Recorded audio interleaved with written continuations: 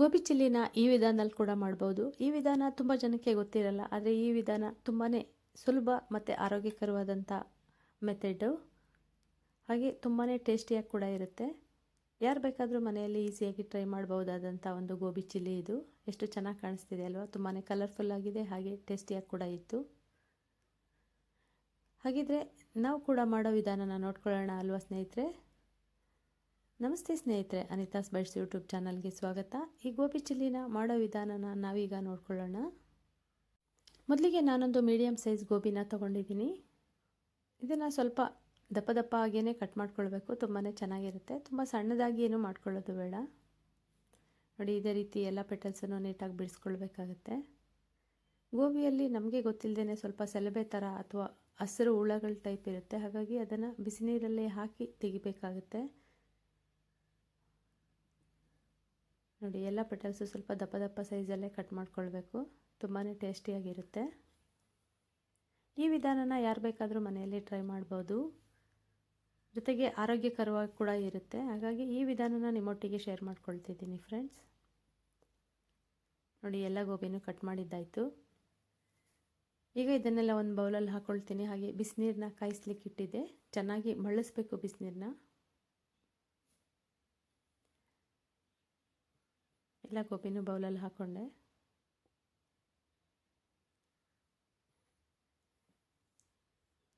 ಇದಕ್ಕೆ ಸ್ವಲ್ಪ ಉಪ್ಪನ್ನ ಹಾಕ್ಕೊಳ್ತೀನಿ. ಏನಾದರೂ ಹುಳಗಳಿದ್ರೆ ಸತ್ತೋಗಲಿ ಅನ್ನೋ ಕಾರಣಕ್ಕೆ, ಮತ್ತು ಔಷಧಿ ಹೊಡೆದಿರ್ತಾರಲ್ವ, ಅದ್ರ ಪವರೆಲ್ಲ ಹೋಗ್ಬೇಕಂದ್ರೆ ಯಾವುದೇ ತರಕಾರಿ ಸಪ್ಪೆ ತಂದ್ರೂ ಸ್ವಲ್ಪ ಉಗುರು ಬೆಚ್ಚ ನೀರು ಹಾಕಿ ಉಪ್ಪಾಕಿ ಒಂದು ಅರ್ಧ ಗಂಟೆ ನೆನೆಸಿಡಿ, ಆರೋಗ್ಯಕ್ಕೆ ಭಾಳ ಒಳ್ಳೆಯದು. ಈಗ ಚೆನ್ನಾಗಿ ಮಳ್ಳಕ್ಕೆ ಇಟ್ಟಿದ್ದಂಥ ಬಿಸಿನೀರನ್ನ ಈ ಗೋಬಿ ಮೇಲೆ ಸೊರಿತಾ ಇದ್ದೀನಿ.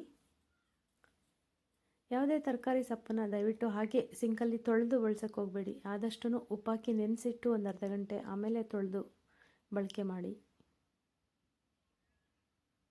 ಅದರಿಂದ ಆರೋಗ್ಯಕ್ಕೂ ಒಳ್ಳೆಯದು. ಏನೇ ಕೆಮಿಕಲ್ ಸ್ಪ್ರೇ ಮಾಡಿದ್ರೂ ಔಷಧಿಯ ಪ್ರಮಾಣ ಕಡಿಮೆ ಆಗುತ್ತೆ. ಪ್ಲೇಟ್ ಮುಚ್ಚಿ ಇಡ್ತೀನಿ ಒಂದು 10 ನಿಮಿಷ. ಹುಳಗಳಿದ್ರೂ ಕೂಡ ಸತ್ತೋಗುತ್ತೆ, ಹಾಗೆ ಔಷಧಿ ಪವರ್ ಕೂಡ ಕಡಿಮೆ ಆಗುತ್ತೆ ಈ ರೀತಿ ಮಾಡೋದ್ರಿಂದ. ಈಗ ಇನ್ನೊಂದು ಬೌಲ್ನ ತೊಗೊಂಡು ಅದರಲ್ಲಿ 1.5 ಸ್ಪೂನಷ್ಟು ಮೈದಾ, 1.5 ಸ್ಪೂನಷ್ಟು ಕಾರ್ನ್ಫ್ಲವರ್ನ ಹಾಕ್ಕೊಂಡಿದ್ದೀನಿ.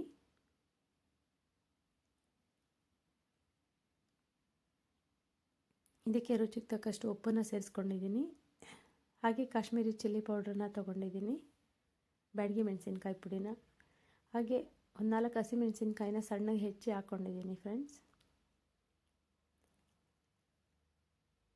1 ಸ್ಪೂನಷ್ಟು ಟೊಮೆಟೊ ಸಾಸನ್ನು ಹಾಕ್ಕೊಳ್ತಿದ್ದೀನಿ. ಹಾಗೆ 1 ಸ್ಪೂನ್ ಸೋಯಾ ಸಾಸ್ ಕೂಡ ಹಾಕ್ಕೊಳ್ತಿದ್ದೀನಿ.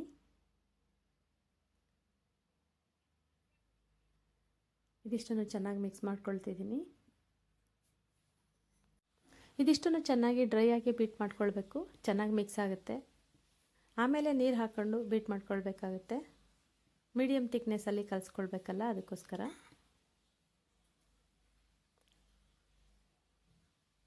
ನೋಡಿ, ಇದೇ ರೀತಿ ಬೀಟ್ ಮಾಡ್ಕೊಳ್ಬೇಕು. ಸ್ವಲ್ಪ ಗಟ್ಟಿ ಅನಿಸಿದರೆ ಇನ್ನು ಸ್ವಲ್ಪ ನೀರನ್ನು ಸೇರಿಸ್ಕೊಂಡು ಬೀಟ್ ಮಾಡ್ಕೊಳ್ಬೇಕು.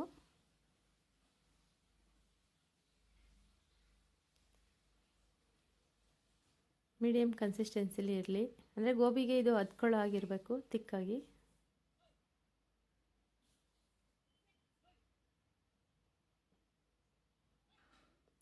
ನೋಡಿ, ಬೀಟ್ ಮಾಡಿಕೊಂಡೆ ಅಲ್ವಾ.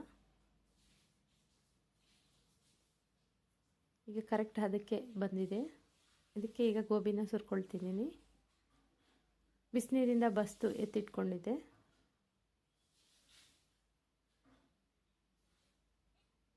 ಸ್ವಲ್ಪ ಸ್ವಲ್ಪನೇ ಹಾಕ್ಕೊಂಡು ಕಲಿಸ್ಕೊಳ್ಬೋದು, ಒಂದೇ ಸರಿ ಹಾಕಬೇಕು ಅಂತ ಏನೂ ಇಲ್ಲ. ನೀಟಾಗಿ ಮಿಕ್ಸ್ ಆಗಬೇಕು ಎಲ್ಲ ಮಸಾಲೆನೂ ಅಷ್ಟೇ. ಆದಷ್ಟು ಕೈಯಲ್ಲೇ ಮಿಕ್ಸ್ ಮಾಡ್ಕೊಳ್ಳೋದ್ರಿಂದ ಎಲ್ಲ ಗೋಬಿಗೂ ಚೆನ್ನಾಗಿ ಮಿಕ್ಸ್ ಮಾಡ್ಬೋದು. ನೋಡಿ, ಎಷ್ಟು ನೀಟಾಗಿ ಮಿಕ್ಸ್ ಆಗುತ್ತೆ. ಈಗ ಇದನ್ನು ಏನು ಮಾಡಬೇಕಪ್ಪ ಅಂತಂದರೆ, ನೋಡಿ, ಈ ಮೆಥಡ್ ತುಂಬಾ ಇಂಪಾರ್ಟೆಂಟ್. ಡೀಪ್ ಫ್ರೈ ಮಾಡಿದ್ರೂ ಚೆನ್ನಾಗಿರುತ್ತೆ, ಡೀಪ್ ಫ್ರೈ ಮಾಡೋರು ಮಾಡ್ಕೊಳ್ಬೋದು. ಆದರೆ ನಾನು ಇದನ್ನು ಹಬೆಯಲ್ಲಿ ಬೇಯಿಸಿ ಗೋಬಿ ಚಿಲ್ಲಿನ ಮಾಡ್ತಾಯಿದ್ದೀನಿ. ಇದೇ ಇದರ ವಿಶೇಷತೆ. ತುಂಬಾ ಟೇಸ್ಟಿಯಾಗೂ ಇರುತ್ತೆ ಮತ್ತು ಹೆಲ್ದಿಯಾಗೂ ಇರುತ್ತೆ. ಎಣ್ಣೆಯಲ್ಲಿ ಕರಿಯೋ ಹಾಗಿಲ್ಲ, ಡಯಟ್ ಮಾಡೋರು ಕೂಡ ಮಾಡಿ ತಿನ್ಬೋದು ಇದನ್ನು.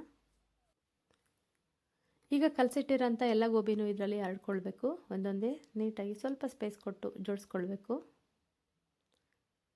ಇದೇ ಗೋಬಿ ಹಬೆಯಲ್ಲಿ ಬೆಂದು ಇನ್ನೊಂದು ಸ್ವಲ್ಪ ದೊಡ್ಡದಾಗುತ್ತೆ. ಟೇಸ್ಟು ಕೂಡ ತುಂಬಾ ಚೆನ್ನಾಗಿರುತ್ತೆ. ಡೀಪ್ ಫ್ರೈ ಮಾಡಲಿಕ್ಕೆ ಎಣ್ಣೆನೇ ಬೇಕು ಆ ಥರ ಎಲ್ಲ ರಿಸ್ಕ್ ಏನೂ ಇಲ್ಲ. ನೋಡಿ ಎಲ್ಲ ಜೋಡಿಸ್ಕೊಂಡಿದ್ದೀನಿ ಗೋಬಿನ. ಈಗ ಇಡ್ಲಿ ಪಾತ್ರೆಯಲ್ಲಿ ಅಥವಾ ಯಾವುದಾದ್ರೂ ಬಾಣಲೆಯಲ್ಲೂ ಕೂಡ ಬೇಯಿಸ್ಕೊಳ್ಬೋದು. ಇದೇ ರೀತಿ ಹಬೆ ಪಾತ್ರೆಯಲ್ಲಿ. ನಾನು ಇಡ್ಲಿ ಪಾತ್ರೆಯಲ್ಲಿ ಬೇಯಿಸ್ಲಿಕ್ಕೆ ಇಡ್ತಾಯಿದ್ದೀನಿ. ಚೆನ್ನಾಗಿ 10 ನಿಮಿಷ ಬೇಯಿಸ್ಕೊಂಡ್ರೆ ಸಾಕು.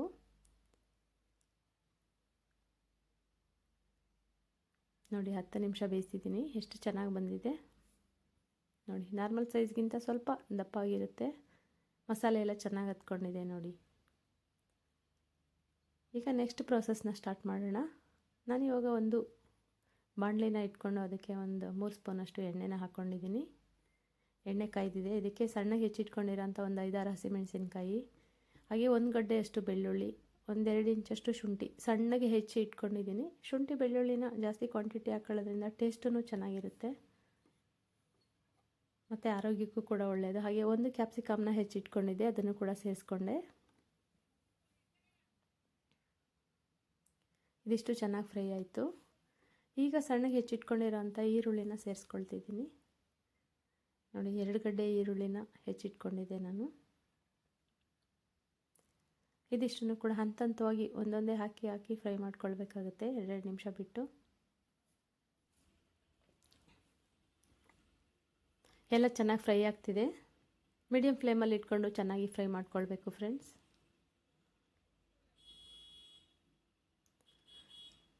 ಎಲ್ಲ ಚೆನ್ನಾಗಿ ಫ್ರೈ ಆಯಿತು. ಈಗ ನಾನು ಸ್ವಲ್ಪ ಉಪ್ಪನ್ನ ಹಾಕ್ಕೊಳ್ತಿದ್ದೀನಿ. ಯಾಕಂದರೆ ಉಪ್ಪನ್ನ ಆಲ್ರೆಡಿ ಒಂದು ಸಾರಿ ಅದಕ್ಕೂ ಕೂಡ ಹಾಕ್ಕೊಂಡಿದ್ದೀನಿ. ಎಷ್ಟು ಬೇಕೋ ಅಷ್ಟು ಸೇರಿಸ್ಕೊಳ್ಳಿ. ಮೊದಲಿಗೆ ಸೋಯಾ ಸಾಸನ್ನು ಹಾಕ್ಕೊಳ್ತಿದ್ದೀನಿ 1 ಸ್ಪೂನಷ್ಟು. ಹಾಗೆ 1-2 ಸ್ಪೂನ್ ಟೊಮೆಟೊ ಸಾಸ್ ಕೂಡ ಹಾಕ್ಕೊಳ್ತೀನಿ.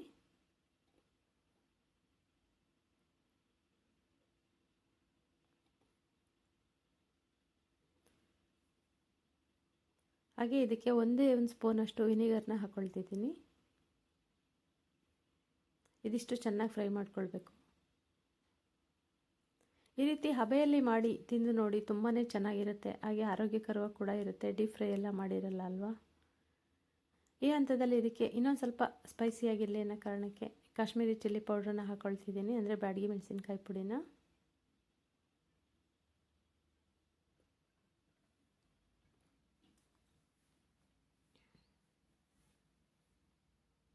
ಎಲ್ಲ ಚೆನ್ನಾಗಿ ಫ್ರೈ ಆಗಿದೆ ನೋಡಿ.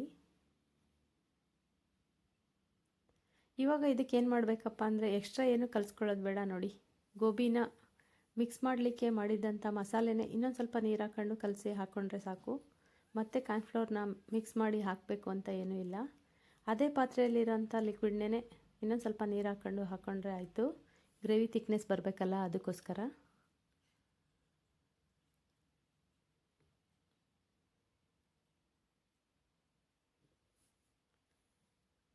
ಇನ್ನೊಂದು ಸ್ವಲ್ಪ ನೀರನ್ನು ಹಾಕ್ಕೊಂಡಿದ್ದೀನಿ. ನೋಡಿದ್ರಲ್ಲ ಫ್ರೆಂಡ್ಸ್, ಇದಕ್ಕಿಂತ ಮತ್ತೆ ಕಾರ್ನ್ಫ್ಲೋರ್ ಎಲ್ಲ ಮಿಕ್ಸ್ ಮಾಡ್ಕೊಳ್ಳೋ ಅಂಥ ಅಗತ್ಯ ಏನೂ ಇಲ್ಲ. ಗೋಬಿನ ಮಿಕ್ಸ್ ಮಾಡಿ ಹಾಕಿರ್ತೀವಲ್ಲ, ಅದನ್ನೇ ಸ್ವಲ್ಪ ನೀರು ಹಾಕಿ ಕಲಿಸ್ಬಿಟ್ಟು ಹಾಕ್ಕೊಂಡ್ರೆ ಸಾಕಾಗುತ್ತೆ. ಇದೇ ರೀತಿ ಒಂದು 5 ನಿಮಿಷ ಚೆನ್ನಾಗಿ ಕುದಿಸ್ಕೊಂಡೆ. ಕನ್ಸಿಸ್ಟೆನ್ಸಿ ಎಲ್ಲ ಕರೆಕ್ಟಾಗಿ ಬಂದಿದೆ ಈಗ, ಥಿಕ್ನೆಸ್ ಎಲ್ಲ.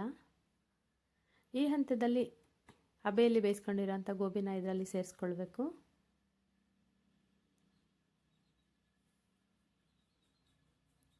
ಇಲ್ಲ ನಮಗೆ ಟೇಸ್ಟಿಯಾಗಿ ಇರಬೇಕು, ಹಬೆಯಲ್ಲಿ ಬೇಯಿಸೋದೆಲ್ಲ ಬೇಡ ಅನ್ನೋರು ಡೀಪ್ ಫ್ರೈ ಕೂಡ ಮಾಡ್ಕೊಳ್ಬೋದು, ತೊಂದರೆ ಇಲ್ಲ. ಗೋಬಿ ಹಾಕಿದ ಮೇಲೆ ನೀಟಾಗಿ 1-2-3 ನಿಮಿಷ ಮಿಕ್ಸ್ ಮಾಡಿಕೊಂಡ್ರೆ ಸಾಕು. ಆಲ್ರೆಡಿ ಅದು ಕೂಡ ಬೆಂದಿರುತ್ತೆ. ಗ್ರೇವಿನೂ ಕೂಡ ಚೆನ್ನಾಗಿ ಬೇಯಿಸ್ಕೊಂಡಿದ್ದೀವಿ ಅಲ್ವಾ. ನೋಡಿ, ಮಿಕ್ಸ್ ಮಾಡ್ತಿದ್ರೇ ತಿನ್ನಬೇಕು ಅನಿಸುತ್ತೆ. ಒಳ್ಳೆ ಆರಾಮ ಕೂಡ ಬರ್ತಾಯಿದೆ.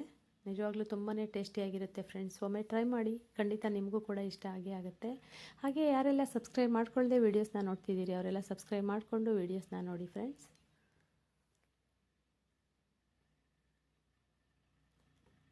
ನೋಡಿ, 1-2-3 ನಿಮಿಷ ಚೆನ್ನಾಗಿ ಬೇಯಿಸ್ಕೊಂಡೆ. ನೋಡಿ ಎಷ್ಟು ಚೆನ್ನಾಗಿ ಕಾಣಿಸ್ತಿದೆ, ಕಲರ್ಫುಲ್ ಆಗಿದೆ. ಟೆಕ್ಸ್ಚರ್ ಎಲ್ಲ ಎಷ್ಟು ಚೆಂದ ಇದೆ ನೋಡಿ.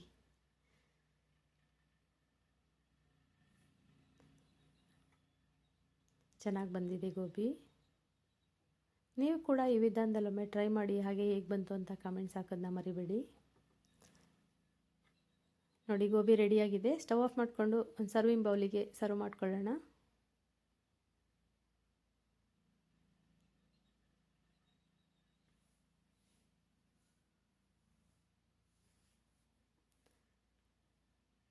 ಬಿಸಿ ಬಿಸಿ ಹಬೆ ಗೋಬಿ ಚಿಲ್ಲಿ ರೆಡಿ ಆಯಿತು. ಇದಕ್ಕೆ ಒಂದು ಸ್ವಲ್ಪ ಕೊತ್ತಂಬರಿ ಸೊಪ್ಪನ್ನು ಹಾಕ್ಕೊಳ್ತಿದ್ದೀನಿ.